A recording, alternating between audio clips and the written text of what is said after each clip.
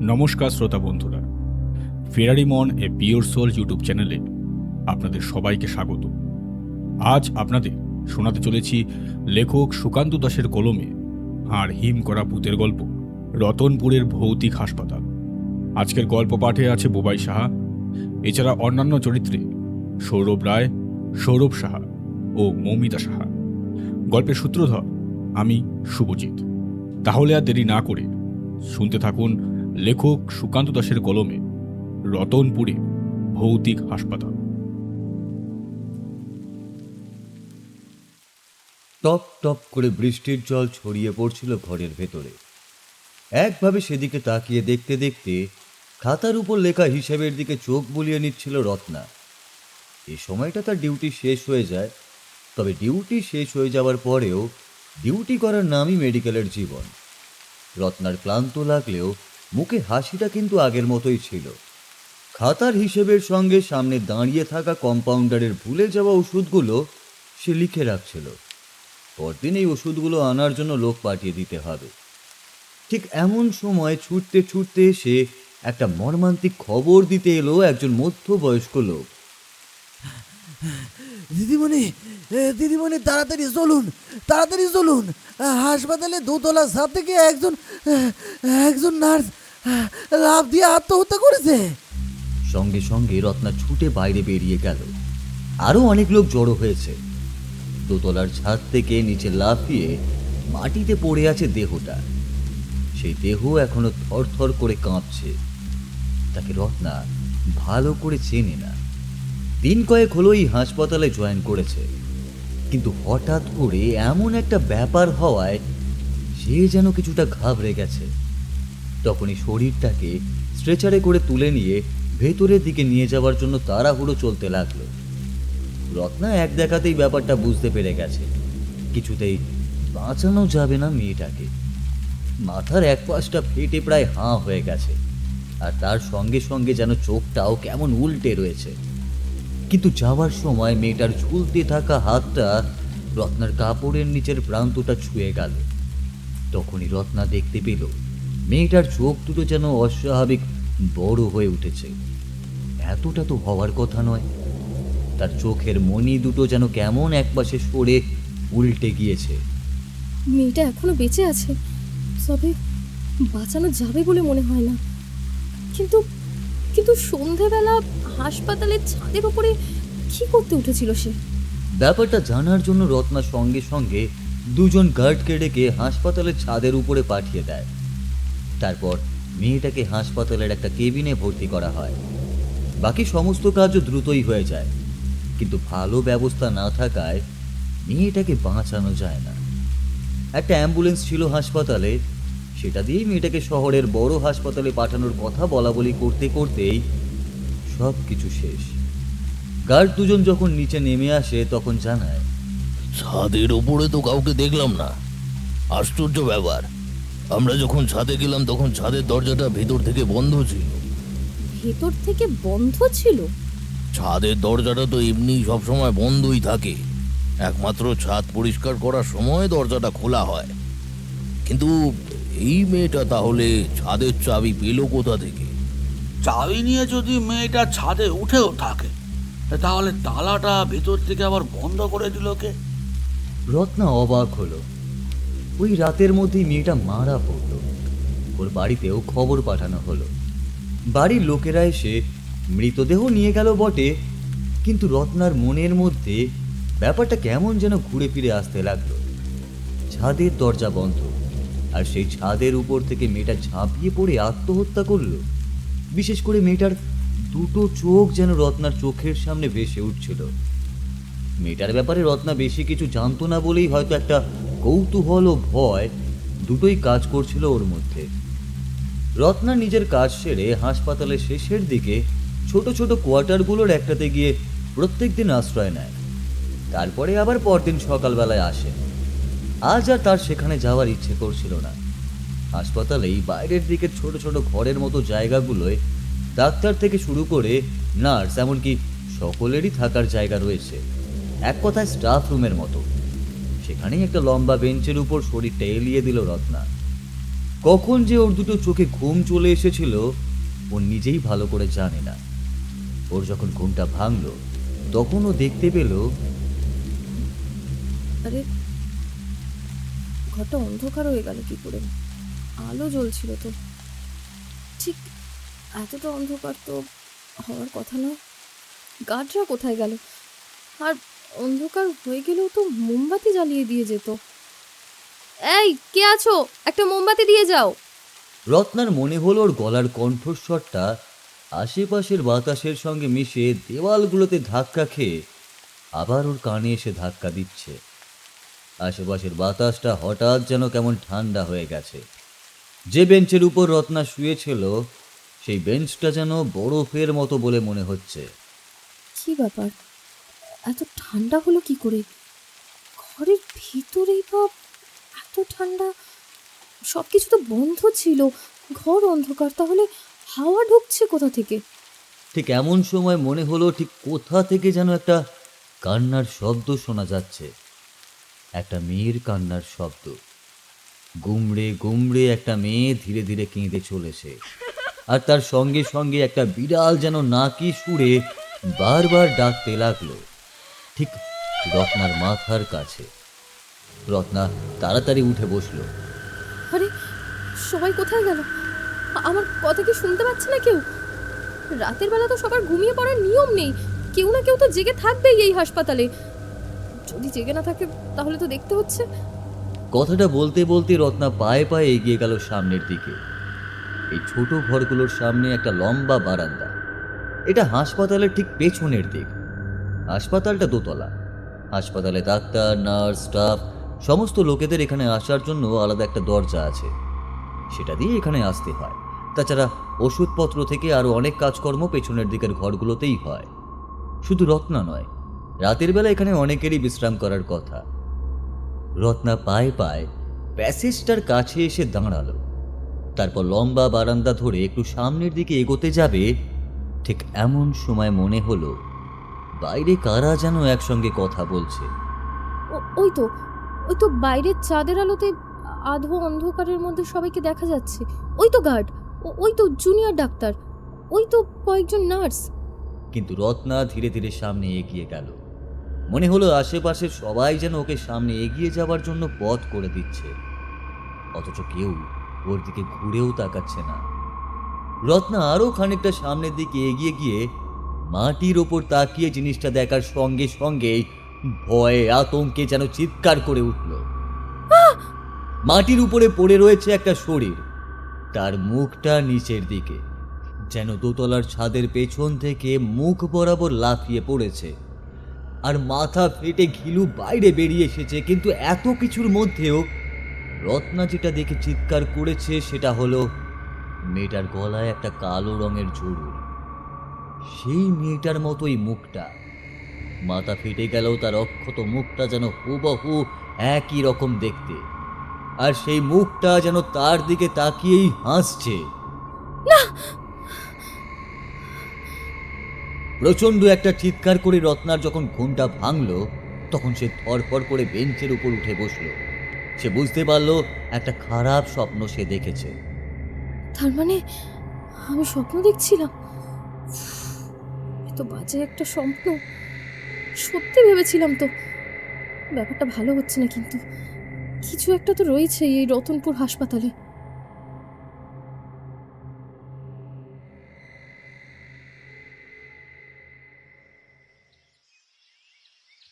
বাসটা বটগাছতলার স্ট্যান্ডের কাছে এসে থামতেই একজন রিক্সাওয়ালা এগিয়ে এসেছিল অতনুর দিকে। বলছি দাদা, রতনপুর হাসপাতালে যাবে? রতনপুর হাসপাতাল যাবো না কেন গো বাবু? কিন্তু বাবু, ওখানে আপনি কেন যাবেন? আসলে দাদা, আমি রতনপুর হাসপাতালে প্র্যাকটিসের জন্য এসেছি, আর আজ থেকেই আমার ওখানে জয়েন করার কথা। রিক্সাওয়ালা খুশি হলো না অবাক হলো তা বোঝা গেল না। হাতের ইশারায় অতনুকে রিক্সায় উঠতে বলল। সঙ্গে থাকা একটা ব্যাগ আর একটা বড় ট্রলিতে থাকা জিনিসপত্র সব কিছু তুলে নিয়ে যখন রিক্সায় উঠে বসলো, তখন মাথার উপর দিয়ে চক্কর খেয়ে গেল একটা কালো কাক। রিক্সাওয়ালা রিক্সা টানতে টানতে চলেছে। অতনু চলেছিল রতনপুর গ্রামের দিকে। সে এর আগে কখনো এই গ্রামে কেন কোনো গ্রামেই এসে থাকেনি, তবে শুনেছিল রতনপুর হাসপাতালটা নাকি বেশ উন্নত। আশেপাশের বেশ কয়েকটা গ্রামের মধ্যে এটাই একটা হাসপাতাল, তবে আগে আরও ভালো ছিল। তারপর নানা কারণে কি সমস্ত যেন হয়েছে। আচ্ছা, শুনলাম হাসপাতালের নাকি নাম রয়েছে আশেপাশে 4-5টা গ্রামের মধ্যে। আছে তো বাবু, কিন্তু ভালো নাম যেমন আছে তেমন খারাপ নামও আছে।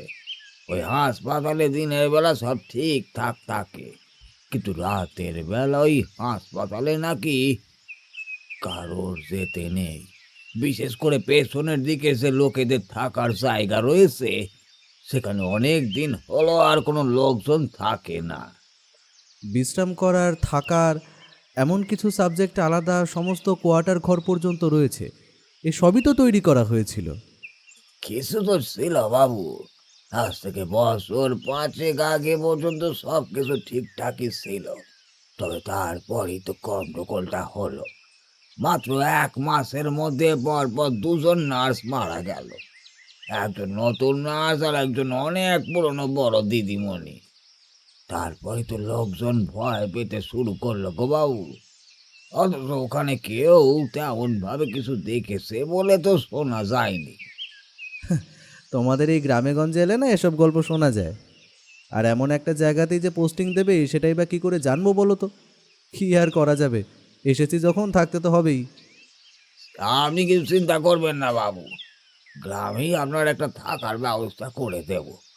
আর দিনে তো হাসপাতালে কাজকর্ম করবেন, রাতে সেখানে এসে না হয় থাকবেন। তবে আর কোনো চিন্তা নেই বাবু, বুঝলেন, আমি সব ব্যবস্থা করে দিতেছি। একটা অতি সহজ সমাধান করে দিয়ে রিক্সাওয়ালা খুব আনন্দিত হয়েছিল। কিন্তু অতনু মনে মনে ভাবল যে মনে হচ্ছে এসব নিশ্চয়ই আলাদা করে টাকা কামানোর ধান্দা। নিজেরই কোনো একটা চেনাশোনা জায়গায় ব্যবস্থা করে দিয়ে তারপর না না না না ওসব নয়, আমি বরং হাসপাতালেই থাকবো। একবার যাই না, তারপর দেখছি। একটু পরেই রিক্সাওয়ালার ভাড়া মিটিয়ে দিয়ে অতনু যখন রতনপুর হাসপাতালটার সামনে নামলো, তখন অবাক হয়ে তাকিয়ে রইল। এটা রতনপুর হাসপাতাল, কিন্তু এমন অবস্থা কেন? কেমন যেন একটা পুরনো পুরনো ভাব। লোকজনও তো খুব একটা দেখছি না। ওই তো একটা গার্ড আছে। শুনছো? আরে ও ভাই, শুনছো? অতনুর ডাকে গার্ড এগিয়ে এলো তার দিকে। তারপর এই কথা ও কথায় সমস্ত কিছু বলতে গার্ড হাসি মুখে তাকে নিয়ে চলে গেল হাসপাতালের পেছনের দিকের সেই পুরনো হলে। তুমি আমার থেকে অনেকটা ছোট অতনু, তোমাকে তুমি করে বলছি। তুমি এখানে এসেছো প্র্যাকটিসের জন্য, প্র্যাকটিস করো, সমস্যা নেই। রোগীও ভালোই পাবে। দিনের বেলা 4-5টা গ্রামের লোকজন ওই বাইরের কাউন্টারে আসে। খুব সমস্যা না হলে ভর্তি নেই না। তাছাড়া আজ থেকে 4-5 বছর আগে এই হাসপাতালে যেমন রমরমা ছিল, এখন কিন্তু তেমন নেই। লোকজনও কম। এই তোমায় নিয়ে 3জন ডাক্তার, 2জন গার্ড, আর হাতে গোনা 4-5 জন। আর আর ওই যারা কাজে আসে, প্রয়োজনে তারা ওই বিকেল বিকেল চলেও যায়। সে কি, এমন অবস্থা কেন? হাসপাতালে তো সারা রাত সবারই থাকার কথা। মানে রোগী যখন আছে তাহলে। তুমি ব্যাপারটা এখন বুঝতে পারবে না, কয়েকদিন যাক, পরে বুঝতে পারবে। এত দূর থেকে এসেছো, যাও তুমি বিশ্রাম করো। আমি দেখি গ্রামে কোথাও তোমার থাকার একটা ব্যবস্থা করতে হবে। তোমাকে আমার কাছেই রাখতাম, কিন্তু বুঝতেই পারছো আমি পরিবার নিয়ে থাকি, কাজেই। আরে না না, ওসব নিয়ে আপনি চিন্তা করবেন না জয়ন্তবাবু। ওই হাসপাতালে যে থাকার ব্যবস্থা রয়েছে, মানে ওই কোয়ার্টারটা যেখানে আছে, আমি সেখানেই থেকে যাব। বোকার মতো কথা বলো না অতনু। এর আগেও যারা যারা ওখানে থাকার চেষ্টা করেছে, এই ব্যাপারটা কিন্তু ভালো হয়নি। সেটা কি এমনি এমনি তোমার মনে হয়? এই চাকরির বাজারে এই হাসপাতালে এত লোক কম, ওইখানে পোস্টিং করেছে শুনলে এমনিতেই সবাই ফিরিয়ে দেয়, আসতে চায় না। অতনু ব্যাপারটা জানে, কারণ ওর সঙ্গে এই হাসপাতালে আরও একজনের পোস্টিং পড়েছিল, কিন্তু সে কোনোভাবেই এখানে আসতে রাজি হয়নি। এমন চাকরি প্র্যাকটিসের সুযোগ, তার উপর টাকার অঙ্কটাও নেহাত কম নয়। এত কিছুর হাতছানি করতে মোটেই রাজি ছিল না অতনু। বেশ, তাহলে আমি ওই হাসপাতালের কোয়ার্টারেই থাকি। সমস্যা হলে তখন না হয় আপনাকে বলবো, তখন না হয় আপনি যেটা বলবেন সেটা ভেবে দেখব। জয়ন্তবাবু বেশ কিছুক্ষণ অতনুর মুখের দিকে তাকিয়ে রইল। ছেলেটার বয়স বেশি নয়। কম বয়সী ছেলেদের মধ্যে এমন যদি একটা অবিশ্বাসী ভাব থাকে, তবে তাকে বুঝতে দেওয়া দরকার। সে নিজে নিজে বুঝতে না পারলে তো হবে না। জয়ন্তবাবু আর কিছুই বললেন না। গার্ডকে দিয়ে হাসপাতালেরই পেছনের দিকে লম্বা সেই কোয়ার্টার ঘরগুলোর একটা ঘরের দরজা খুলে অতনুকে থাকতে দিলেন। ডাক্তারবাবু, আমি একটা কথা বলি। রাতে যদি আপনি এখানে থাকেন তাহলে রাতের বেলা দরজা খুলবেন না। আর দরজা যদি খুলেও থাকেন তাহলে কিন্তু বাইরে মানে যাবেন, মানে কোনোভাবেই যাবেন না, হ্যাঁ? এমনকি যদি কেউ চেনা কেউ সেও যদি ডাকে তাহলেও যাবেন না। এই তুমি কি শুরু করেছো বলো তো? এখানে আসার পর থেকে রিক্সাওয়ালা, জয়ন্তবাবু, আর এখন তুমি। তোমাদের সমস্যাটা কোথায়? আমি এখানে এসেছি বলে কি তোমাদের অসুবিধা হচ্ছে? আপনি এসেছেন বলেই আমাদের আরো ভালো লাগছে ডাক্তারবাবু, কিন্তু আপনার যাতে কোনো ক্ষতি না হয় তা তো আমাদের দেখা দরকার। এই হাসপাতালটা দিনের বেলা অন্যরকম থাকে কিন্তু রাতের বেলা অন্যরকম হয়ে যায়। দেখবেন, রাতের বেলা এই হাসপাতালের সামনে থেকে পিছনের দিকে আসার যে দরজাটা সেটা বন্ধ করে দেওয়া হয়। রাতে যদি আমার কোনো দরকার হয় তাহলে আমি কাউকে পাবো না? এটা আবার কেমন কথা? কিছু করার নেই বাবু, যা যা আপনার দরকার সেগুলো সবকিছু সন্ধ্যের মধ্যেই নিয়ে রাখবেন। সন্ধ্যের পরেই দরজা বন্ধ হয়ে যায়।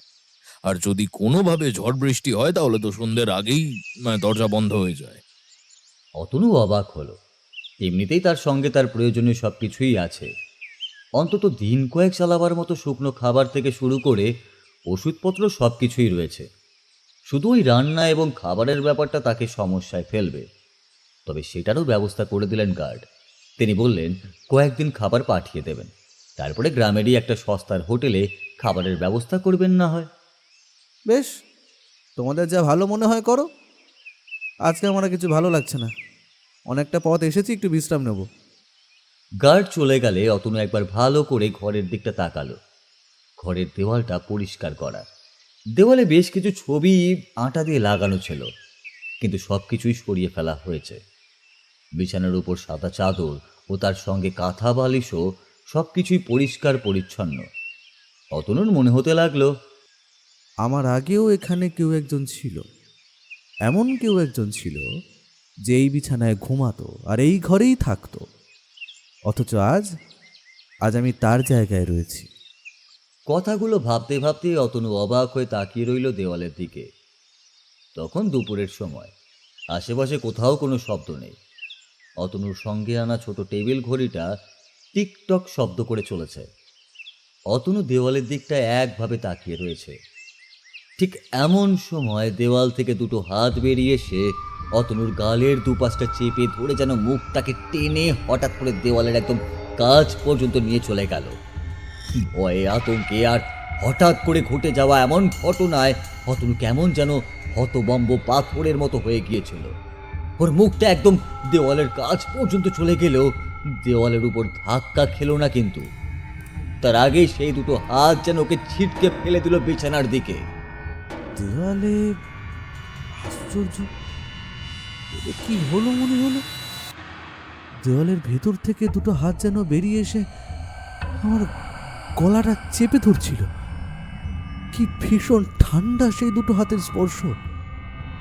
না না, আমার বোধহয় শরীরটা ভালো লাগছে না। অতনু নিজের গালে হাত রাখলো। ওর গালের উপর সেই ঠান্ডা ভাবটা এখনো অনুভব করছে। নরম দুটো হাতের স্পর্শ, কিন্তু কি ভীষণ বরফের মতো ঠান্ডা। ওর দুটো গালে হাত বোলাতে বোলাতে ঘরের দিকে ভালো করে তাকিয়ে দেখতে লাগলো। দেওয়ালের ঘষে যাওয়া জায়গাগুলো যেন একভাবে ওর দিকেই তাকিয়ে রয়েছে। প্রসঙ্গে এর সঙ্গে যেন একটা অদ্ভুত ওষুধের গন্ধ মিশে রয়েছে। হাসপাতাল চত্বরে এমন গন্ধ পাওয়াটা স্বাভাবিক, কিন্তু ঠিক সেরকম গন্ধ নয়, একটু অন্যরকম একটা গন্ধ। শোকার চেষ্টা করে অতনু, তারপর বলল, একটা অদ্ভুত গন্ধ কেমন একটা যেন, না। ঠিক এমন সময় অতনুর ঘরের দরজার ওপর একটা ধাক্কা এসে পড়ল, আর একটু হলে প্রায় বিছানা থেকে পড়েই যাচ্ছিল। ঠিক এমন সময় ঘরের দরজার বাইরে থেকে গলাটা শোনা গেল। অতনু, অতনু ঘরে আছো? অতনু ধীরে ধীরে উঠে গেল। গার্ডের বলা কথাগুলো ওর মনে পড়ে যাচ্ছিল, কিন্তু এখন তো রাতের বেলা নয়, দিনের বেলা। দিনের বেলাতেও কি দরজা খুলবে না? একটু চিন্তায় পড়ে গেছিল অতনু। দেওয়ালে সেই দৃষ্টিটা, তারপর গার্ডের কথা, সবকিছু মিলিয়ে এক ঝটকায় দরজা খুলতেই সে দেখতে পেল তারই মতো একজন ব্যাগপত্র নিয়ে আর একটা বড় ঝোলানো ব্যাগের মতো কিছু নিয়ে দাঁড়িয়ে রয়েছে বাইরে। অতনু বেরোতেই হাসি মুখে সে লোকটা বলল, হাই, আমার নাম জীবন, জীবন চক্রবর্তী। তুমি অতনু তো? তোমার ঘরে আমি থাকবো। জীবন আর রতনু একই ঘরে রইল। ওরা দুজনেই এই রতনপুর হাসপাতালে নতুন ডাক্তার হিসেবে জয়েন করে এসেছে। একটা ক্লান্তি দুজনকে গ্রাস করে রেখেছিল সন্ধ্যা পর্যন্ত। সন্ধ্যার একটু আগে রাতের খাওয়া দাওয়া সেরে নিয়ে দুজনেই সেই এক ঘরের বিছানার উপর এসে শুয়ে পড়ল। এই হাসপাতালের বিশেষ করে এই দিকটা, মানে এই পেছনের কোয়ার্টার্সগুলো নিয়ে কয়েকটা অদ্ভুত গল্প শুনেছি। তবে তুমি সেগুলো শোনার পরেও এখানে আসতে রাজি হবে সে কথা কিন্তু ভাবতে পারিনি। হ্যাঁ, এই হাসপাতাল নিয়ে আমিও কম কিছু শুনিনি। তবে হ্যাঁ, কিছু একটা ব্যাপার তো আছে। এখানে আসার একদিনের মধ্যেই অনেক কিছু সঞ্চয় হয়েছে, গার্ড, রিক্সাওয়ালা, এমনকি জয়ন্তবাবুর কাছ থেকেও। মজার কথা কি বলতো অতনু, এই কোনো কথাই কিন্তু মিথ্যে নয়। এখানে সমস্যা কিছু একটা আছে। 5 বছর আগে এখানে পরপর বেশ কয়েকটা মৃত্যু এবং তার সঙ্গে বেশ কয়েকজন মানুষ উধাও হয়ে গেছে। কেন এসব হয়েছিল সেটা জানা যায়নি, তবে তারপর থেকে এই সমস্যাটা বাড়ে, আর বিশেষত রাতের বেলা হাসপাতালের এই দিকে সমস্যা বেশি হয়। অতনু কেমন যেন অবাক হয়ে তাকায় পাশে শুয়ে থাকা জীবনের দিকে। ওদের মাথার কাছে একটা চার্জার লাইট জ্বলছে। ঘরের আলোর ব্যবস্থা আছে, কিন্তু কোনো একটা কারণে যেন আলোটা এখন আর জ্বলছে না। অতনু সেই অল্প আলোতে জীবনের দিকে অদ্ভুতভাবে তাকিয়ে বলে ওঠে, তার মানে তুমি বলতে চাইছো আমাদের আজকে রাতে কিছু একটা অভিজ্ঞতা হতে চলেছে, তাই তো? বেশ, তাই হোক। যদি তুমি ভয় না পাও তাহলে তাই হবে, আমার কোনো আপত্তি নেই। আমারও কোনো আপত্তি নেই, কিন্তু সব থেকে বড় ব্যাপারটা কি বলতো, ওই 5 বছর আগে পরপর কয়েকজন নার্স এবং মানুষের উধাও তো হয়েছিল।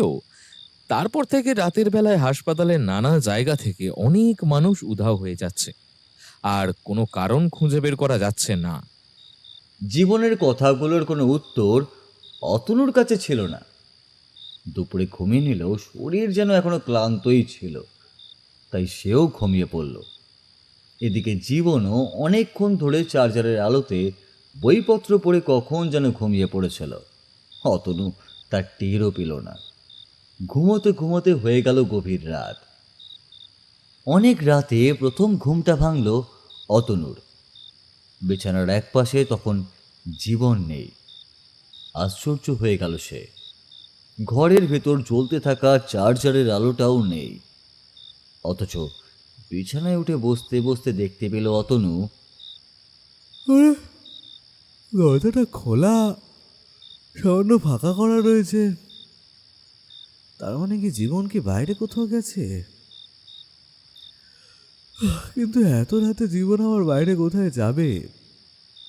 আর গার্ড যে বলেছিল, গার্ডের কথাটা মনে পড়তেই অতনুর মনে হলো আকাশের অন্ধকারটা যেন হঠাৎ করেই অনেক বেশি বেড়ে গেছে। চারপাশের দেওয়ালগুলো ভালো করে দেখা যাচ্ছে না। অন্ধকার থাকার জন্য যেন চারপাশে কোনো কিছুই আর ভালো করে বোঝা যায় না। যেন মনে হচ্ছে ঘরটা অনেক বড় হয়ে গেছে হঠাৎ করেই। দরজাটা তার থেকে অনেক দূরে। মাথার কাছে একটা টর্চ ছিল। তাড়াহুড়ো করে টর্চটাকে জ্বালিয়ে ঘরের ভেতরের দেওয়ালের দিকে ফেলার সঙ্গে সঙ্গে আশ্চর্য একটা ব্যাপার দেখতে পেল। দেখল দেওয়ালের সেই খড়খড়ে জায়গাটা যেখানে ছিল, সেখান থেকে একটা লম্বা চুলওয়ালা মাথা বাইরে বেরিয়ে সে মেঝের দিকে কি যেন একটা দেখার চেষ্টা করছিল। সবে মাত্র টর্চের আলো দেওয়ালের কাছে গিয়ে পড়ার সঙ্গে সঙ্গে জিনিসটা একবার মুখ তুলে তার দিকে তাকানোর সঙ্গে সঙ্গেই অতনু অবাক হয়ে দেখতে পেল তার চোখ দুটো কালো কুচকুচে পাথরের মতো, মুখটা অদ্ভুতভাবে হাঁ করা। সেই মুখের এক পাশের অংশটা ভেঙে চুরে থেতলে এমন হয়ে গেছে যে ভালো করে বোঝা যায় না, তবে বাকিটা অদ্ভুতভাবে মানুষেরই মতো। কিন্তু দুটো চোখ, সেই বিভৎস মুখের মূর্তিটা যে কোনোভাবেই মানুষ নয় সেটা বুঝতে আর দেরি হলো না। সেটা এক মুহূর্তের জন্যই। তারপরেই মাথাটা যেন আবার দেওয়ালের কাছে কোথায় অদৃশ্য হয়ে গেল। অতনু চিৎকার করবে কিনা ভাবছে, ঠিক এমন সময় তার কাঁধের কাছে একটা হাত এসে পড়তেই সে থতমত হয়ে গেল। কি হলো অতনু? তুমি অমনভাবে দেওয়ালের দিকে টর্চ জ্বেলে বসে আছো কেন? কি হয়েছে? এই একটু আগেই না ঘরের মধ্যে কেউ একটা ছিল জীবন, আমি নিশ্চিত। এমনকি দুপুরবেলাতেও আমি এই ঘরের মধ্যে অন্য কারোর দুটো হাত অনুভব করেছি। জীবন যেন একটু চিন্তিত হয়ে পড়েছিল কথাটা শুনে। বিছানার এক পাশে চার্জার লাইটটা রেখে বসতে বসতেই সে বলল, আমার সঙ্গে যেটা ঘটলো সেটাও খুব একটা সহজ ব্যাপার নয় অতনু। আমার মনে হয় গার্ড কিংবা বাকিরা মিথ্যে কথা বলছে না, কোনো একটা সমস্যা এখানে আছে। জীবন অতনুর কাঁধে একটা হাত রাখল। জীবনের হাতটা ঠান্ডা।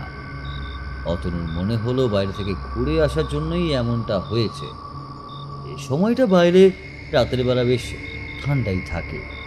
তাই জীবন বলল, তুমি ঘুমোচ্ছিলে, তখন হঠাৎ করে বাইরে কিছু একটা শব্দ শুনতে পেলাম। একটা বিড়াল ডেকে উঠল, আর তারপরেই মনে হলো আমাদের এই ঘরগুলোর সামনে লম্বা প্যাসেজ ধরে খসখসে পায়ে কেউ যেন হেঁটে চলেছে। তুমি ঘুমোচ্ছিলে, না হলে তোমায় ডাকতাম। কিন্তু আমি ভাবলাম একবার দেখিয়ে আসি কি আছে এখানে। তাড়াতাড়ি আলোটা হাতে নিয়ে দরজা খুললাম। তখন বাইরে ভীষণ ঠান্ডা আর অন্ধকার। বাইরে যেন কোনো আলোর বিন্দু মাত্র নেই, অন্ধকার হয়ে আছে। বাইরে আলো আছে, যখন জ্বালিয়ে ফেললাম তখন মনে হলো একদম শেষের দিকটার এই দরজাটা হঠাৎ করে খুলে তারপরেই বন্ধ হয়ে গেল। শোয়ার আগেই আমি সবকটা ঘরের দরজা, এমনকি বাইরের দরজাগুলো ভালো করে দেখেছি। এই দরজাটা আমি নিজের হাতে না খুললে খুলবে না। তাহলে দরজাটা খুললো কি করে? আরে সেটাই তো বলছি, দরজাটা তো খুলে গেছে। পাল্লাটা অল্প হাওয়ায় নড়ছে, আমি আমি দূর থেকেও দেখতে পাচ্ছি। পায়ে পায়ে দরজার কাছে যখন গিয়ে দাঁড়ালাম, দেখতে পেলাম দরজার কাছে মেঝের উপরে খানিকটা টাটকা রক্ত পড়ে আছে।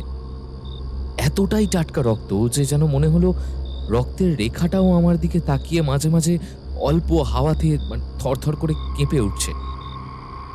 অতনু, দেখো, আমি ভীতু নই। ডাক্তারি পড়ার সময় এমন অনেক কিছু আমায় করতে হয়েছে যেগুলো আমায় বুঝিয়ে দিয়েছে মৃত্যুর পরে মানুষের অস্তিত্ব থাকতে পারে না। কিন্তু ওই জলজলে জীবন্ত রক্তের রেখা দেখে আমি কেমন যেন চমকে উঠলাম। তারপর মনে হলো, আরে কোথায় রক্ত? কোথাও তো কিছু নেই। আর দরজাটাই বা কোথায় খুলেছে? দরজা তো বন্ধ। বন্ধ দরজার কাছে আমি বোকার মতো দাঁড়িয়ে আছি। আর আমার হাতে থাকা চার্জারটা কখন যেন বন্ধ হয়ে গেছে। পেছনের দিকে ঘুরতে যাব এমন সময় মনে হলো এই লম্বা বারান্দার উপরে, সিলিংয়ের ওপরে, সেখানে হেঁটে বেড়াচ্ছে কেউ একটা। সিলিংয়ের ওপরে? মানে মানে একতলার ছাদে? কিন্তু এই কোয়ার্টারগুলো তো একতলা। 3 কোয়ার্টারের একতলার ছাদে যাওয়ার কি রাস্তা আছে? আরে আমি অতনু, তুমি বুঝতে পারছো না। ছাদে নয়, সিলিংয়ে। একটা মানুষ যদি সিলিংয়ের ওপরে দুটো পা রেখে মাথাটা উল্টো করে হাঁটতে হাঁটতে তোমার দিকে আসে, তাহলে তোমার কেমন লাগবে? জীবনের কথাগুলোর মধ্যে যেন কি একটা ছিল। অতনু কেমন যেন থমকে গেল। চার্জার লাইটের আলোটা যেন আরো কমে এসেছে। সেটা জীবনের পাশেই রাখা। আলোটা বন্ধ করে দিয়েছে জীবন। সে আরো একটু ঘেঁষে এলো অতনুর কাছে, তারপর বলল, এটা তো সবেমাত্র শুরু। পেছনের দিকে তাকাতে দেখতে পেলাম অন্ধকারের মধ্যে এমনভাবে সিলিংয়ের ওপর দিয়ে হাঁটতে হাঁটতে কেউ একটা আমার দিকে এগিয়ে আসছে, আর মাথার চুলগুলো নিচের দিকে ঝুলছে। কালো অন্ধকারের মধ্যে তার দুটো কালো কালো চোখ আমার দিকে তাকিয়ে দেখছে একভাবে, আর আর সেইভাবেই সেটা আমার দিকে এগিয়ে আসছে। না না না না, এটা হতে পারে না জীবন। তুমি মিথ্যে কথা বলছো। তুমি বাড়িয়ে বাড়িয়ে আমায় ভয় দেখানোর জন্য। তোমাকে ভয় দেখিয়ে আমার কি লাভ বলো তো অতনু? তুমি আর আমি এই এই ঘরে আছি, আমরা একজন আরেকজনের সাহস। তোমাকে মিথ্যে কথা বলবো কেন আমি? হঠাৎ করে মূর্তিটা সিলিংয়ের থেকে আমার চোখের সামনে থেকে উধাও হয়ে গেল। আমি তাড়াতাড়ি চার্জার লাইটের আলোটা আবার জ্বালিয়ে ফেললাম। তখনই দেখি দরজা খোলা। দরজার বাইরের দিকে হাসপাতালে বড় পাঁচিল আছে, পাঁচিলের ওপর একটা কালো বিড়াল বসে আছে। দরজাটাকে আবার বন্ধ করে আমি হেঁটে হেঁটে চলে আসছি, আর বিড়ালটা ডাকছে। এই ঘরের দরজার কাছাকাছি এসেছি এমন সময় মনে হলো এতটা পর্যন্ত কথা বলে জীবন চুপ করল। হঠাৎ কান খাড়া করে কি যেন শুনতে লাগলো। লম্বা বারান্দার কাছে একটা খসখসে শব্দ যেন ভেসে আসছে, যেন কেউ খালি পায়ে খুব সন্তর্পণে হাঁটার চেষ্টা করছে। তবু একটা খসখসে চাপা শব্দ শোনা যাচ্ছে। চমকে উঠল। এইখানে তো এই সময় কারোর থাকারই কথা নয়। হাসপাতালের এদিকে আসার দরজাটা সন্ধ্যের পরই বন্ধ হয়ে যায়, এমনকি জীবন নিজে সেটা দেখে এসেছে। দরজাটা ওপাশ থেকে বন্ধ। তাহলে ওটা কে জীবন? বারান্দা ধরে কে হাঁটছে ওখানে? জীবন কোনো উত্তর করল না। অতনুকে মুখে আঙুল চাপা দিয়ে বসে থাকতে বলে সে ধীরে ধীরে উঠে দাঁড়ালো। ঘরের দরজাটা খোলাই ছিল। সে দরজাটা খোলা অবস্থাতেই ছিল, এবং দেওয়াল আর দরজার মাঝে খানিকটা জায়গা অন্ধকারে ছিল দরজার পেছনে। জীবন গিয়ে ঠিক সেইখানেই দাঁড়ালো। মনে হলো পায়ের শব্দটা আরো দ্রুত এগিয়ে আসতে লাগলো দরজার দিকে। অতনু দুটো হাত দিয়ে বিছানার চাদর চেপে ধরে আছে। ওর গোটা শরীর যেন ভয়ে আতঙ্কে কেমন যেন পাথরের মতো হয়ে গেছে। কপালে বিন্দু বিন্দু ঘাম জমে ভিজে গেছে একেবারে। আর শুধু তাই নয়, তার সঙ্গে সঙ্গে যেন নিজের চাপা নিঃশ্বাসের শব্দটা পর্যন্ত শুনতে পাচ্ছিল। এমন ভয় জীবনে কোনোদিনও পায়নি। কিন্তু ও কি আর জানতো, সেই ভয়টা ওর দিকেই এগোতে লাগলো। বাইরে ওটা কার পায়ের শব্দ? তাহলে কি জীবন যেটা বলেছিল সেটাই? ঘরের ভেতর জ্বলতে থাকা চার্জার লাইটটা কখন যেন আবার দপ করে নিভে গেছে। অতনু কোন রকমে প্রাণপণে হাতড়াতে টর্চটাকে খোঁজে। যেই মুহূর্তে টর্চটার আলো দরজার সামনে ফেললো, ঠিক এমন সময় দরজার সামনে এসে দাঁড়ালো কেউ একটা। আর একটু হলেই অতনু চিৎকার করে উঠত। কিন্তু দরজার সামনে যে এসে দাঁড়িয়েছে সেটা অন্য কেউ নয়, জীবন নিজে। সঙ্গে সঙ্গে অতনু টর্চের আলোটা ফেললো দরজার দেওয়ালের মাঝখানে, অন্ধকারে। কিন্তু সেখানে আলো ফেলতেই খেয়াল করলো কিছুই নেই। অথচ ওর মনে হলো যেন সেখানে কিছু একটা ঘাপটি মেরে লুকিয়েছিল।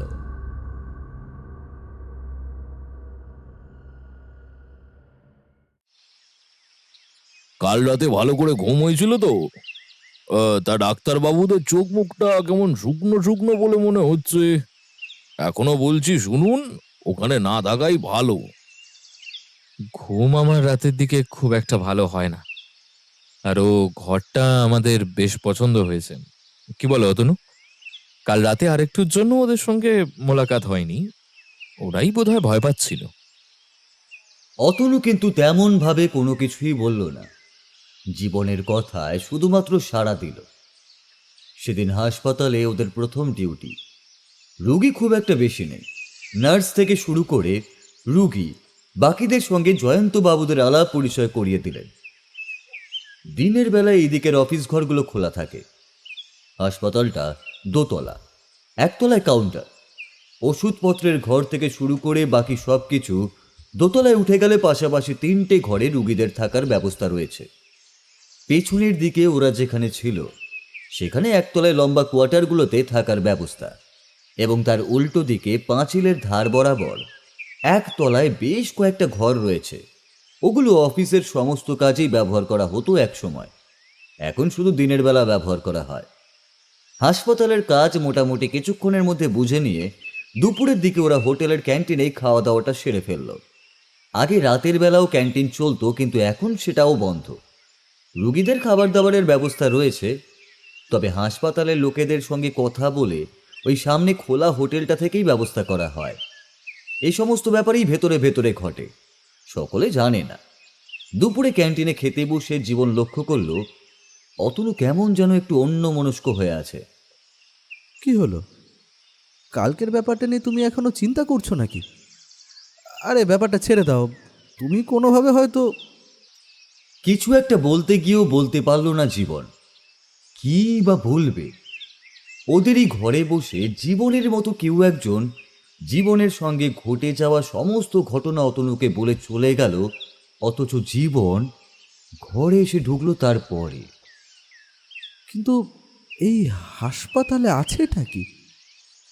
মানে তুমি কিছু একটা দেখেছো, আবার আমিও কিছু একটা দেখেছি ওই ঘরের দেওয়ালে কাল দুপুরের দিকে, এমনকি রাতের বেলাতেও আমি কিছু দেখেছি। তাহলে যদি এমন কিছু হয়, তাহলে এই দিকটাতে কোনো সমস্যা নেই কেন? যা সমস্যা সবই দরজার ওপাশে। ভালো করে ব্যাপারটা লক্ষ্য করে দেখবে অতনু। ওই যে দরজাটা হাসপাতালের এপাশ থেকে ওপাশে যাওয়ার জন্য লোহার দরজা, ওই দরজার ওপরের অংশ থেকে শুরু করে আরো অনেক কিছু লেখা রয়েছে, আর বেশ কিছু ঠাকুর দেবতার ছবি রয়েছে। অর্থাৎ পাঁচিলের ওপাশে ওই গোটা জায়গাটার মধ্যে যা আছে সেটাকে ওরা ওখানেই আটকে দিতে চায়। এই ব্যাপারে বরং জয়ন্তবাবুর সঙ্গে একবার কথা বলা দরকার। আমার মনে হচ্ছে, আচ্ছা আজকে রাতে কি কেউ ওই ঘরে থাকবে? মনে আছে আজকে কিন্তু শনিবার, তারপর আজকে শনিবারটা কিন্তু খুব একটা ভালো নয়। ডাক্তারির পাশাপাশি এসব ব্যাপার নিয়ে আমি কিন্তু একটু নাড়াচাড়া করি। অতনুর মনে পড়ে গেল বাড়ি থেকে আসার আগে মাও এমন কথাই বলছিল। চাকরি জয়েন করার পরপরই শনিবারে একটা খারাপ তিথি এসে পড়বে, খুব সাবধানে থাকবে। তবে এইসব ব্যাপার নিয়ে অতনু কখনোই কোনো চিন্তা করেনি, কিন্তু কাল সারা দিনের ব্যাপারটা তার বিজ্ঞান মনস্ক মস্তিষ্কটাকেও নাড়িয়ে দিয়েছে। বিশেষ করে দেওয়াল থেকে বেরিয়ে আসা মাথাটা, তার দুটো চোখ, এমনকি মাথার আশেপাশে ফেটে যাওয়া খুলির শুকিয়ে যাওয়া কালচে রক্ত। তুমি কি বলছো? চামচে করে খাবার তুলতে তুলতে শক্ত চোখে অতনুর দিকে তাকিয়ে জীবন বলল, যাই থাকুক না কেন, এই সবকিছুর মধ্যে একটা রহস্য আছে অতনু। এই রহস্যটা আমায় খুঁজে বের করতেই হবে। একটা ব্যাপার লক্ষ্য করে দেখো, হাসপাতালের এই দিকে কোনো সমস্যা নেই, অথচ তবুও রাতের বেলা কেউ বাইরে থাকে না। রোগীদের ঘরে দরজা বন্ধ থাকে, যারা থাকে তারা একতলার ঘরের মধ্যে দরজা বন্ধ করে থাকে। অর্থাৎ যাই হয়ে যাক না কেন, রাতে কেউ বাইরে বেরোবে না। এমনকি ওই হোটেলের হাসপাতালে একজন গার্ড থাকে। রাতের বেলা কোনো এমার্জেন্সি হলে লোকে এসে হোটেলে খবর দেয়, তারপর সেখান থেকে লোকজন একসঙ্গে আসে হাসপাতালে। বুঝতেই পারছো? বুঝতে পারছি, বুঝতে পারছি। হাসপাতালের গোটা চত্বরটাতেই কোনো একটা সমস্যা রয়েছে। আচ্ছা, আজকে রাতে আমরা এই ঘরেই থাকবো। আজকে রাতে আলাদা আলাদা নয়, আমরা একসঙ্গে দেখব কি হয়। জীবন অতনুর সঙ্গে হাতে হাত মেলালো, কিন্তু ওরা জানতো না শনিবারের এই রাতের বেলা ওদের জন্য এই ঘরে কে অপেক্ষা করছে। বিকেলের দিকে জয়ন্ত গার্ডকে সঙ্গে করে নিয়ে এলেন। ওদের কাছে খাতাপত্র থাকে, যার মধ্যে রোগীদের ডিটেলস এবং তার সঙ্গে ওষুধের কয়েকটা প্রেসক্রিপশনও ছিল। সেটা ভালো করে দেখছিল জয়ন্তবাবু। অতনু, জীবন, ওই ঘরে তোমরা কাল থেকেছো, কোনো সমস্যা হয়নি তো? বুঝতেই পারছো তো কেন বলছি। কিন্তু আজ শনিবার, হ্যাঁ, আজকের দিনটা তোমরা ওখানে থেকো না। আজকে অন্তত অন্য জায়গায় থাকো। ঠিক কথা। আমাদের এই হাসপাতাল থেকে এর আগে যারা যারা হারিয়ে গেছে কিংবা মারা গেছে সবই কিন্তু হয়েছে শনিবার। আরে কিছু হবে না জয়ন্তবাবু, আপনি নিশ্চিন্তে থাকুন। জয়ন্তবাবু, আমরা দুজনে যখন আছি তখন কোনো সমস্যা নেই। আমি ভরসা করতে পারছি না যে কাল রাতেও তোমরা কিছু না কিছু দেখেছো, আমাদের সে কথা বলতে চাইছো না। তবে আজকে রাতটা না হয় আমার কথা শুনে। আজকে রাতে আমাদের এখানে থাকতে দিন জয়ন্তবাবু, তারপর আপনার ইচ্ছে হলে কাল থেকে আপনি যেখানে বলবেন আমরা সেখানেই থাকব, কিন্তু আজকে রাতটা আমরা ওখানেই থাকতে চাই। অতনুর কথার মধ্যে একটা জোর ছিল। জয়ন্তবাবু আর কিছু বলতে পারলেন না, টুকিটাকি পরামর্শ দিয়ে ওদের কাছ থেকে চলে গেলেন। জীবন আর অতনুর মধ্যে চোখে চোখে ইশারায় কি একটা কথা হয়ে গেল। রাতের জন্য ওরা কিছু মোমবাতি এবং একটা করে টর্চ ও তার সঙ্গে দুটো ছুরি আর রাতের জন্য বেশ কিছু শুকনো খাবার, জল, ওই সমস্ত জোগাড় করে রাখলো। গোটা রাতটা জেগেই কাটাতে হবে ওদের। এইসব কিছুর মাঝে কখন যে ওই হোটেলের ঘর থেকে কয়েক টুকরো কাঁচা মাংস জোগাড় করে এনেছিল জীবন, সেটা অতনু ভালো করে জানতো না। দেখতে দেখতে রাত নেমে এলো রতনপুর হাসপাতালে। সেদিন সন্ধ্যার আগে আগেই যেন সব ঘরের দরজা বন্ধ হয়ে গেল। এমনকি যে গার্ড হাসপাতালে থাকে সে দরজাটা বন্ধ করার সময় ওদের বলে গেল, কাল সকালে আসবো বাবু, কাল পর্যন্ত আপনাদের দেখা পেলে হয়। আমাদের তো কথা শুনলেন না, আজ দেখবেন আবার টিকটিকি কাকে বলে। কথাটার অর্থ ওরা তখন বুঝতে পারল না, কিন্তু সেদিন রাতে ওরা সব কিছুই বুঝতে পেরেছিল, শুধু আসল রহস্য ছাড়া। আরে, এই কাঁচা মাংসের টুকরোগুলো তুমি আবার সঙ্গে করে নিয়ে এলে কেন? কাঁচা মাংস খারাপ কিছুকে আকৃষ্ট করে, আর আমি আজ দেখতে চাই এখানে কি হতে পারে। জয়ন্ত বলে দিয়েছে আজ রাতটা কেটে গেলে কাল সকালেই আমরা এখান থেকে অন্য জায়গায় চলে যাব। কথার খেলাপ তো আর করা যায় না, তাই যা করার আমাদেরকে আজকে এখনই করতে হবে। অতনু মাংসের টুকরোগুলো একটা ওদের ঘরের দরজায় আর একটা বাইরের দিকে যাওয়ায় দরজায় রাখলো, আর কিছু মাংস লম্বা প্যাসেজের পাশে আরও নানান জায়গায় ছড়িয়ে ছিটিয়ে রাখলো। কি মনে হতে একটা মাংসের টুকরো ওপাশে লম্বা ওই অফিস রুমগুলোর সামনের দিকেও রেখে এলো। সন্ধে হতেই সেদিন কালো অন্ধকারে আকাশটা ঢেকে গেছিল, চাঁদের এক ফোঁটাও দেখা মাত্র নেই। তারপর একটু রাত হতেই সঙ্গে সঙ্গে নেমে এলো হাওয়ার ঝমঝমে বৃষ্টি। হালকা ঠান্ডা আবহাওয়ায় চায়ে চুমুক দিতে দিতেই ওরা ঘরে বসেই গল্প করছিল। ঠিক এমন সময় বাইরে থেকে আবার সেই বিড়ালের ডাকটা শোনা যায়, আর ঠিক তারপরে যেন একটা অদ্ভুত মেয়েলি গলায় একটা চিৎকার শোনা যায়। আর তারপরেই ওরা কিছু বুঝে ওঠার আগেই ওদের ঘরের দরজার ওপর দমাদম ধাক্কা পড়তে শুরু করলো। এতটা জোরে আর ক্রমাগত পরপর ধাক্কাগুলো হয়ে চলেছে। এটা কোনো মানুষের কাজ নয়, এক টানা আর এতটা জোর দিয়ে ধাক্কা দিতে পারে না। অতনু আর জীবন একে অপরের মুখের দিকে তাকিয়ে রইল। ঘরের ভেতরে এদিক ওদিক ছড়িয়ে ছিটিয়ে থাকা মোমবাতি আর তার মাঝে চার্জার লাইটটা বিছানার নিচের দিকে রাখা হয়েছে। জীবন নিচের দিকে নামার জন্য উঠতে যাবে, ঠিক এমন সময় বন্ধ ঘরের ভেতরে কোথা থেকে যেন একটা হাওয়ায় সে সমস্ত মোমবাতি নিভিয়ে দিল। চার্জার লাইটটা একবার দপদপ করে উঠে আবার জ্বলতে লাগলো। জীবনের মনে হলো দরজার ধাক্কাটা হঠাৎ বন্ধ হয়ে গেছে। জীবন বিছানার থেকে নামবে না উঠবে ঠিক করতে পারছে না। ঠিক এমন সময় দরজার বাইরে থেকে কে যেন বলে উঠল, দরজা খোলো, দরজা খোলো বলছি, তাড়াতাড়ি দরজা খোলো। জীবন কি যেন ভেবে দৌড়ে গেল দরজার দিকে। অতনু বারণ করবে তার আগে দরজার ছিটকিনিটা হ্যাচকা টানে খুলে দরজাটাকে এক ধাক্কায় খুলে দেওয়ার সঙ্গে সঙ্গেই জীবন ছিটকে এলো ঘরের ভেতর। দরজার কাছে দাঁড়িয়ে রয়েছে রক্তে ভেজা একটি মেয়ের শরীর। তার পরনে হাসপাতালের নার্সের পোশাক, মাথার এক পাশ থেকে রক্ত গড়িয়ে পড়ে তার পরনের কাপড়টা ভিজিয়ে দিয়েছে।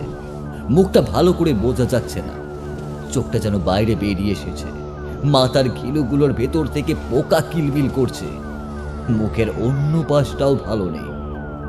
বললেই চলে যে সেখানে শুধুমাত্র একটা চোখ ভালো করে বোঝা যাচ্ছে, তার মুখে রক্ত লেগে রয়েছে। ওরা আসছে, ওরা এক্ষুনি আসবে, তোমরা চলে যাও, তাড়াতাড়ি চলে যাও এখান থেকে, না হলে তোমরা কেউ বাঁচবে না, কেউ বাঁচাতে পারবে না। কিন্তু কিন্তু কে তুমি? তুমি বা আমাদের কাছে এই সময় এলে কেন? এই হাসপাতালে রাতের বেলা অনেকে মরেছে, এই ঘরে আমি থাকতাম।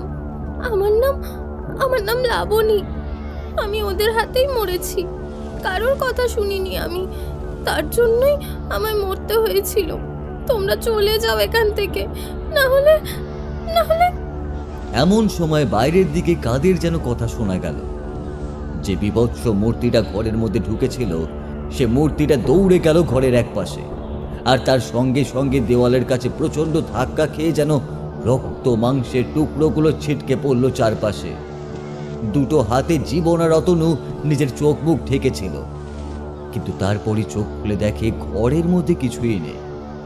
তবু মেয়েটা নিজের নাম বলল, লাবণী। জীবন পুরনো রেজিস্টারটা ঘেঁটেছিল। আজ থেকে প্রায় 2 বছর আগে এমন নামের কোনো একজন নার্স এখানে ছিল। বেঁচে থাকলে এমন অনেক কিছুই জানতে পারবো। কাজটা বোধহয় ঠিক হলো না। আজকের রাতটা বিশেষ করে মাংসের টুকরোগুলো দিয়ে বোধহয় বাড়াবাড়ি করে ফেললাম আমরা। জীবন পায়ে পায়ে দরজার দিকে এগিয়ে গেল। দরজাটা বন্ধ করবে বলে কি মনে হতে দরজা দিয়ে বাইরের দিকে তাকাবার সঙ্গে সঙ্গেই দেখলো কে যেন একটা ঠিক বাইরের মাটির উপর পড়ে রয়েছে, তার মুখ থেকে রক্ত বেরোচ্ছে। একটা পুরুষ মানুষ। জীবন দৌড়ে বাইরে বের হতে যাবে এমন সময় লোকটা মাথা ঘুরিয়ে ওর দিকেই তাকালো।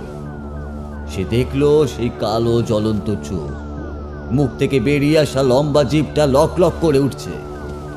জীবন সামনে গিয়ে মুখ থুবড়ে পড়তে যাচ্ছিল, তারপর নিজেকে একটু সামলে নিয়ে ঘরে ঢুকতে যাবে এমন সময় ঘরের দরজাটা ধরাম শব্দ করে বন্ধ হয়ে গেল।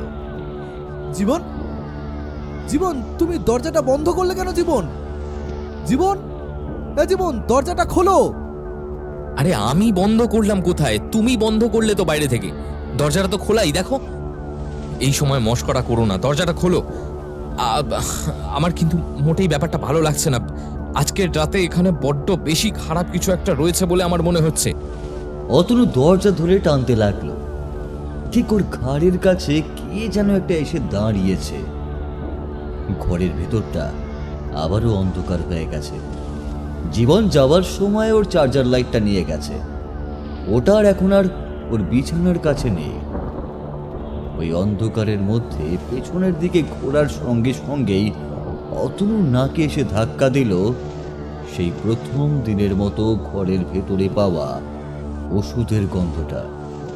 আর তার সঙ্গে সঙ্গেই কে যেন বলে উঠল, তোমাদের এখান থেকে চলে যেতে বললাম, তোমরা শুনলে না, কেউ শুনলে না। ওকে তো আর বাঁচাতে পারবেই না, কিন্তু আমি তোমায় বাঁচাবোই। অতনু হঠাৎ করেই বুঝতে পারলো ওর কাঁধের কাছে কেউ যেন শক্ত করে চেপে ধরেছে, আর তারপর ওকে একটা হ্যাচকা টানে তুলে দিয়েছে বিছানার উপরে। কিন্তু ওটা কে? বিছানার ঠিক ওপরে সেলিং দিয়ে যেন মাটি ফুঁড়ে বেরিয়ে আসে একটা মূর্তি। তার মাথায় একটা লাল কাপড়ের মতো কিছু বাঁধা রয়েছে, সাদা ব্যান্ডেজটা রক্তে লাল হয়ে গেছে। পরনে এখনকার নার্সদের মতো এই শাড়িটা কেমন শতচ্ছিন্ন হয়ে গেছে। মূর্তিটা একেবারে সোজা অতনুর গলা বরাবর নিচের দিকে নেমে আসতে লাগলো, আর খেল করে হাসতে হাসতেই বলল,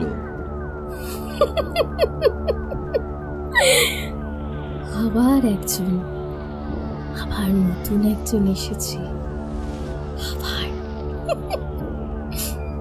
কিন্তু সেই দুটো হাত অতনুকে ধরার আগে আবার কে যেন তাকে একটা হ্যাচকা টানে বিছানা থেকে নিচের দিকে নামিয়ে নিল। মূর্তিটা সেলিং থেকে একেবারে বেরিয়ে সে বিছানায় ঝাঁপিয়ে পড়েই চিৎকার করে উঠল, কেন বাঁচাচ্ছিস ওকে? কেন বাঁচাচ্ছিস? তোকেও তো একদিন ওর মতো এই ঘরে মরতে হয়েছিল, তাহলে কেন বাঁচাচ্ছিস ওকে? কেন বাঁচাচ্ছি তোমাকে বলতে পারবো না, কিন্তু ওকে যে বাঁচাতেই হবে। আমি ওর কোনো ক্ষতি হতে দেব না। বাইরে যে আছে তাকে তাকে নিয়ে তোমরা চলে যাও। ওকে নিতে পারবে না তোমরা। আজ রাতে দুটোকেই নিয়ে যাবো। ওদের এত সাহস, আমাদের আমাদের কাঁচা মাংসের গন্ধে বশীভূত করে ডেকে এনেছে। এত বড় সাহস! অতনু আর সহ্য করতে পারছিল না। ঘরের ভেতরে দুটো কালো ছায়া মূর্তি আর এমন অদ্ভুত কণ্ঠস্বরের কথাবার্তা এবং পোড়া পোড়া গন্ধ, ওর সঙ্গে ঘরের ভেতরে যেন রক্ত, মাংস, পচা পুঁতির গন্ধে ভরে উঠেছে। ও আর সহ্য করতে না পেরে জ্ঞান হারিয়ে লুটিয়ে পড়ল নিচে মাটির উপরে। জীবন বুঝতে পারছিল কাজটা ভালো হয়নি। কাঁচা মাংসের টুকরোগুলো এনে সে বড্ড ভুল করে ফেলেছে। দরজা যখন খুলতেই পারল না, চার্জারের আলোটা স্টেশনের দিকে সরাতেই এইবার সে বুঝতে পারল গার্ড কেন সেই টিকটিকির কথা বলেছিল। একটা কালো মূর্তি বারান্দার দেওয়াল বেয়ে ঠিক টিকটিকির মতোই হামাগুড়ি দিয়ে ওর দিকেই এগিয়ে আসছে। জীবন ছুটে বাইরে বেরিয়ে পড়ল। চাঁদের অল্প আলোয় বাইরের দিকে বেরিয়ে একতলার ছাদ আর তারপর দোতলার হাসপাতালের পেছনের দিকের ছাদে টিকটিকিটা ঘুরে বেড়ালো। জয়ন্তবাবু বলেছিলেন ওই স্টেশনের দিকের ছাদের একটা অংশ দিয়েই লোকেরা নাকি ওই একতলার ছাদের উপর থেকেই কাউকে পড়ে আত্মহত্যা করতে দেখেছিল, তাও সেটা একবারই। কিন্তু সেইখান থেকে প্রথমবার একজন এসে পড়েছিল একদম ঠিক মাঝখানে। এত দূরে কেউ ঝাঁপিয়ে পড়তে পারে সে কথাটা কেউ ভাবতেই পারেনি। সেই কথাটাই ভাবছিল জীবন। এমন সময় দেখতে পেল ওই একতলার ছাদ থেকে টিকটিকির মতো হামাগুড়ি দিয়ে কে যেন ঠিক দোতলার ছাদটার দিকেই উঠে যাচ্ছে। মাঝে মাঝে মুখটা তুলে ওর দিকে তাকাচ্ছে। এত দূর থেকে ওর মুখের ঝকঝকে হাসি আর দুটো কালো চোখের উজ্জ্বলতা যেন জীবনকে দেখতে পাচ্ছিল। জীবন চিৎকার করেই বলে উঠল, কে তোমরা? তোমরা কারা? তোমরা এমন করছো কেন? এই রতনপুর হাসপাতালের আসল রহস্যটা কি সেটা আমাকে জানতেই হবে। দেওয়ালের কাছ থেকে অদ্ভুত গলায় চিৎকারটা ভেসে এলো। আমাদের তুই কোনোদিন জানতে পারবি না, কিন্তু তোকে যে আমাদের সঙ্গে থাকতেই হবে। আজকে রাতেই তোকে আমাদের সঙ্গে যেতে হবে। জীবন পেছনের দিকে ঘুরে গেল। দৌড়ে গিয়ে হাসপাতালের এদিকের যে মাঝখানে দরজাটা রয়েছে সেখানে লোহার দরজার উপর দু হাতে ধাক্কা দিয়ে চিৎকার করে ডাকতে লাগলো জীবন। অতনু, তুমি কোথায় আছো? দরজা খোলো, দরজা খোলো। কে কোথায় আছো? বাঁচাও, বাঁচাও আমাকে। কেউ দরজা খুলল না। জীবন সেই দরজাটা দিয়ে ওপারে যাওয়ার চেষ্টা করলো, কিন্তু পারল না। দরজাটা অনেকটাই উঁচু, তাছাড়া পাঁচিলগুলো বেশ উঁচু। জীবন ঠিক করলো এই হাসপাতালের বাউন্ডারির পাঁচিলের ওপাশেও চলে যাবে। যেমন ভাবা ঠিক তেমনই কাজ। ছুটে গিয়ে হাসপাতালের পেছনের দিকে এরকম বাউন্ডারির ছোট পার্টিটা ধরে ওপরের দিকে উঠতে যাবে, ঠিক এমন সময়ও দেখতে পেল ওপরেই দুটো পা ঝুলিয়ে বসে আছে একজন। না না, এটা কোনো প্রেত মূর্তি নয়, এটা একটা মানুষ, একটা বীভৎস দেখতে মানুষ। লম্বা চুল, মুখটা যেন ক্ষত বিক্ষত, শরীর লম্বা আর লিকলিকে। জীবন কিছু বোঝার আগেই সেই লোকটা একটা লাথি মারলো জীবনের মুখ বরাবর। জীবন ছিটকে এসে পড়ল নিচে, আর তারপরই চারপাশ থেকে কতগুলো কালো কালো ছায়া যেন এগিয়ে আসতে লাগলো ওরই দিকে। জীবন মুখ তুলে তাকালো, বীভৎস মুখ। সেই অদ্ভুত লোকটা চিৎকার করে বলল,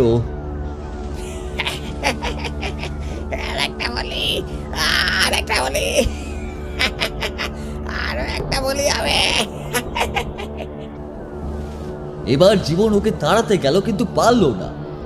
ঠান্ডা অনেকগুলো হাত ওর গোটা শরীর যেন চেপে ধরেছে। একটা একটা করে হাতের চাপ যেন শরীরটাকে চেপে দিতে লাগলো মাটির ভেতরে। জীবন প্রাণপণে উঠে যাওয়ার চেষ্টা করল, সর্বশক্তি দিয়ে উঠতে চাইলেও কিন্তু পারল না। ধীরে ধীরে ওর দম বন্ধ হয়ে গেল।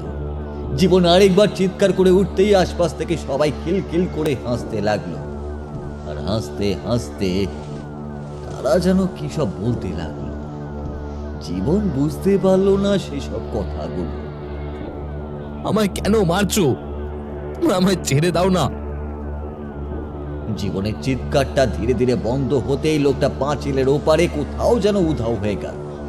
আর চারপাশে সেই কালো কালো ছায়া মূর্তিগুলো এক পা করে এগোতে লাগলো জীবনের দিকে।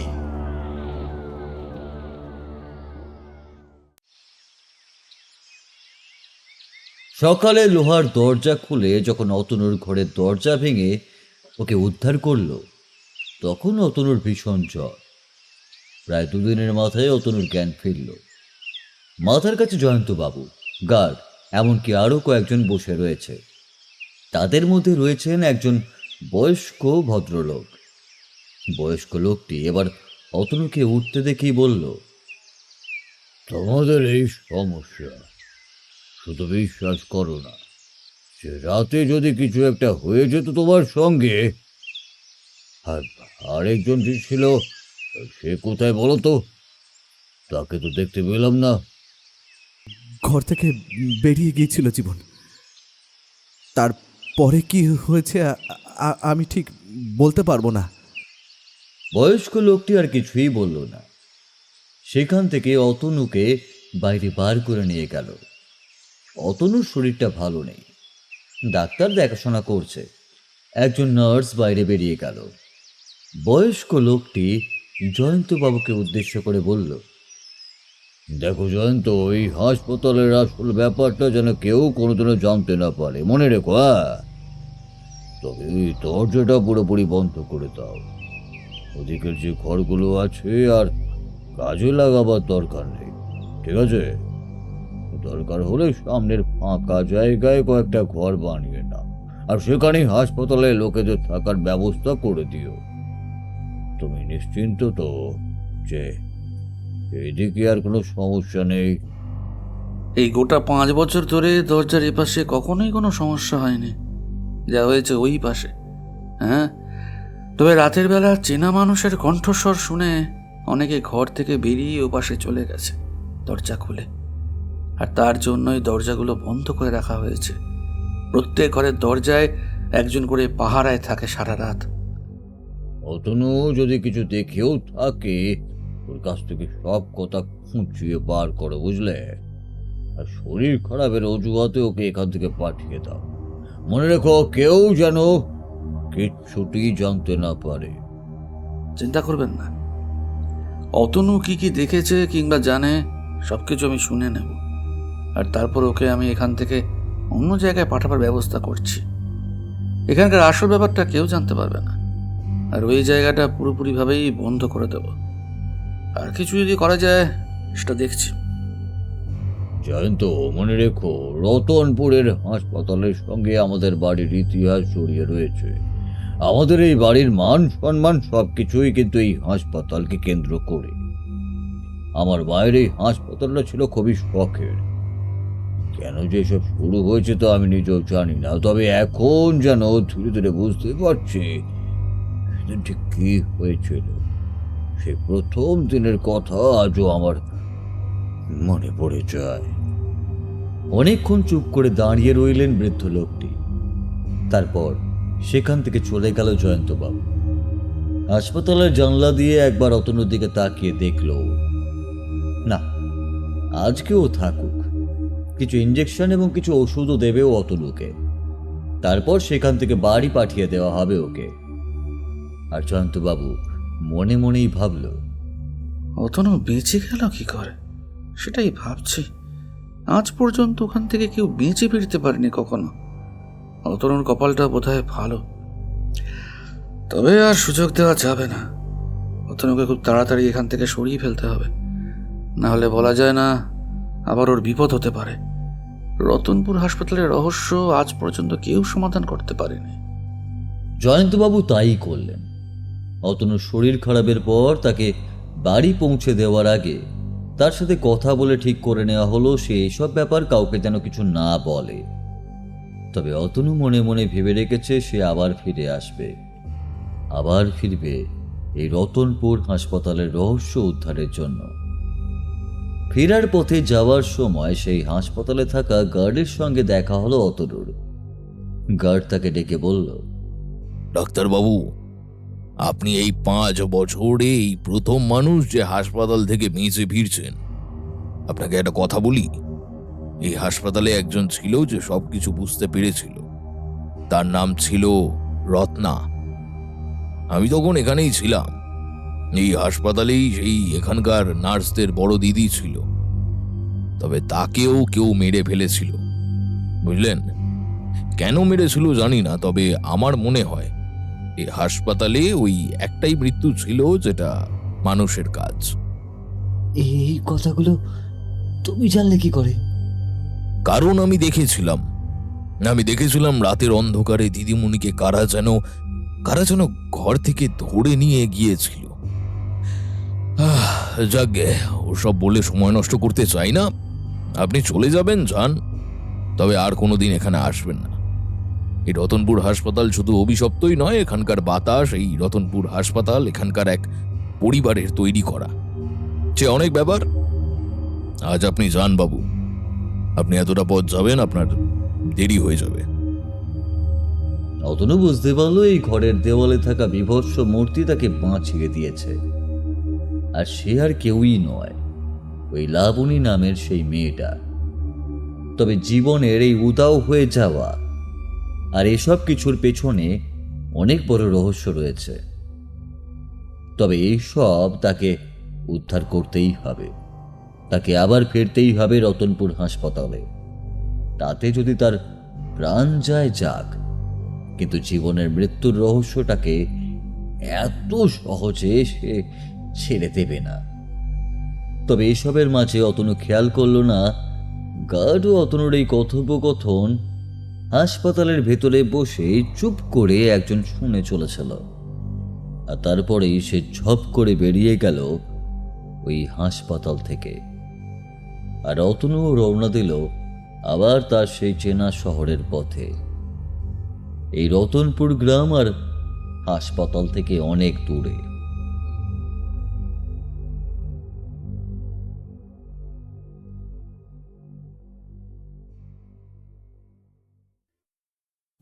এতক্ষণ শুনছিলেন লেখক সুকান্ত দাশের কলমে হাড় হিম করা ভূতের গল্প রতনপুরের ভৌতিক হাসপাতাল। আজকের গল্প পাঠে ছিলেন বুবাই সাহা। এছাড়া অন্যান্য চরিত্রে ছিলেন মমিতা সাহা, সৌরভ রায় এবং সৌরভ সাহা। এছাড়া শব্দগ্রহণ ও আবহ সঙ্গীতে মিহানস প্রোডাকশন হাউস, আর পোস্টার ডিজাইন করেছেন পিয়াল। আমাদের আজকের নিবেদন আপনাদের কেমন লাগলো তা অবশ্যই কমেন্ট করে জানাবেন। ভালো লাগলে লাইক ও শেয়ার করে দেবেন। আর হ্যাঁ, চ্যানেলে নতুন হলে চ্যানেলটাকে সাবস্ক্রাইব করতে ভুলবেন না। দেখা হবে শীঘ্রই আবার নতুন গল্পের সাথে। ততক্ষণ সুস্থ থাকবেন এবং অবশ্যই গল্পে থাকবেন।